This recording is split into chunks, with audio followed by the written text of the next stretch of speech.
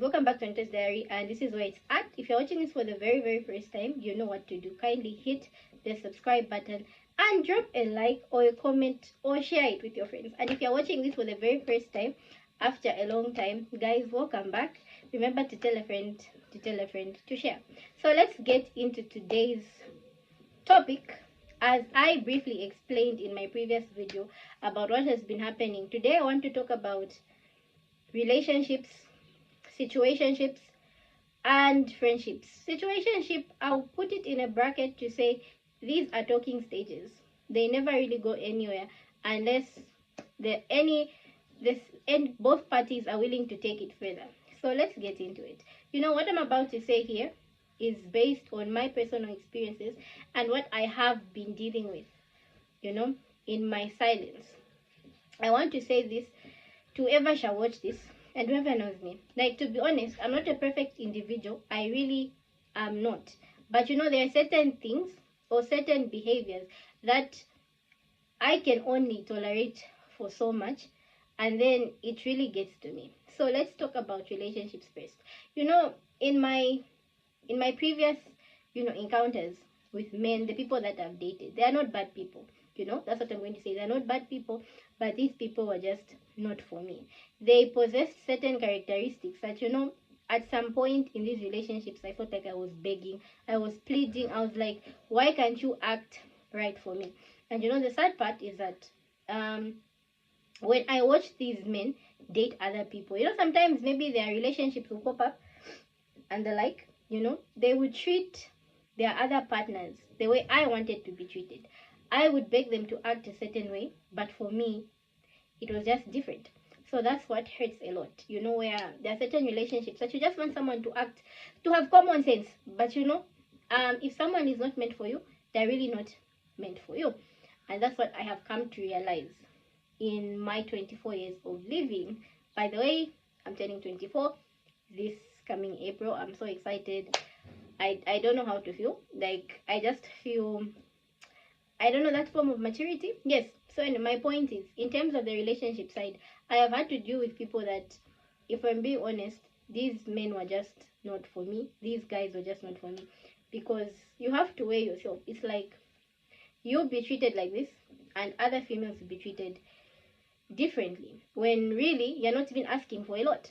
And then in the situationship side, I feel like from the past experiences that I've had with my relationship, so to say, I really do talk to a lot of guys. I really do talk to a lot of plenty. I have conversations. Some of them, some conversations with these men are promising in the situationships, the talking stages. But then I feel like there is a pattern that I tend to see from them, and that is what makes me divert or not.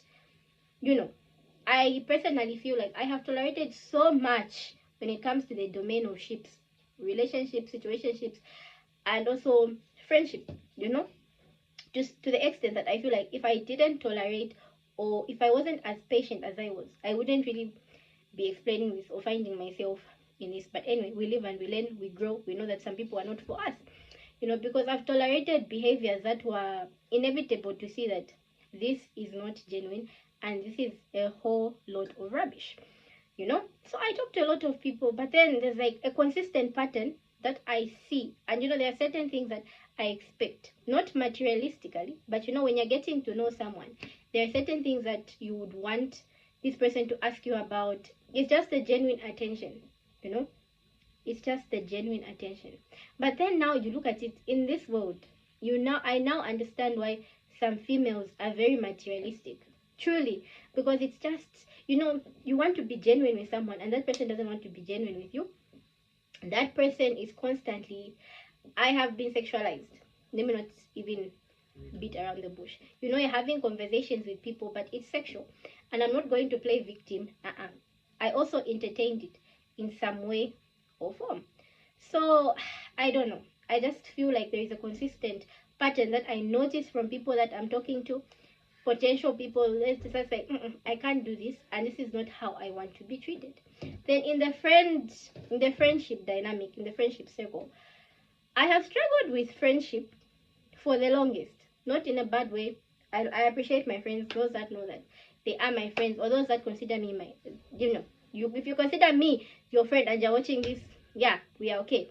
But it's a constant thing. I feel like a friend is supposed to correct you when you're wrong, and a friend is supposed to cheer you on, even when it doesn't make sense, as long as it's not illegal or morally wrong. I feel like a friend should cheer you on. But last week I experienced something with someone who I called a friend for the last 3 years, 3 to 4 years now. And it hurt me, because if I look back at certain comments that this person has passed in the past, it's like, if I don't know how I can say this, they're intentional jabs, just to throw you off or make you feel some certain type of way. But because of my tolerance and consistency, say, oh no, trying to see the good in people. Yeah, if I'm being honest, trying to see the good in people, believe you me, has costed me a lot. I feel like emotionally it takes me 20 steps backwards, because I'm always there trying to, oh no, let me give this person a chance. Oh no, this person is what, I'm so accommodating. I used to be so accommodating to people, but now it's like that part of me has died, and I can feel it very much so. So in the domain of relationships, 2025 was crazy, and also part of the 2026, as like I've said, I was going through a friendship, collapse. Um, it's been something, it really has. I don't know. I know one day I'm going to come back to watch this video. This is why I'm putting it out there, because I know when I watch this video 22 years from now, 5 years from now, I know that I'll be in a different situation. Maybe I'll even have more stories, maybe I'll even be, I don't know, maybe I'll be married, I don't know, and also just experiencing life as it comes. So this is my truth to say, well, in the domain of the relationships, in the domain of the situationships and talking to people, it's been rough. It really has.